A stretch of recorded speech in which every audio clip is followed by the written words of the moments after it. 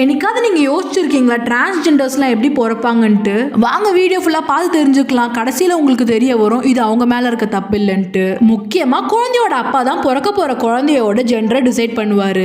ஆண் கிட்ட இருக்க 23 XY குரோமோசோம்ஸும் பெண் கிட்ட இருக்கிற 23 XX குரோமோசோம்ஸ் தான் ஒரு குழந்தைய உருவாக்கும். அதுல 22 பேர்ஸ் ஆஃப் குரோமோசோம்ஸ் தான் ஆட்டோ குரோமோசோம்ஸ். இது வழியா தான் ஒரு குழந்தைக்கு அவங்க அப்பா அம்மா கிட்ட இருந்து ஜெனடிக்கல் ஜீன்ஸ் எல்லாம் டிரான்ஸ்ஃபர் ஆகும். அடுத்து வர 23 குரோமோசோம்ஸ் தாங்க செக்ஸ் குரோமோசோம்ஸ். இந்த 23 குரோமோசோம்ஸ் தான் வரப்போற குழந்தை ஃபியூச்சர்ல பொண்ணா பையனான்ட்டு டிசைட் பண்ணுவாங்க.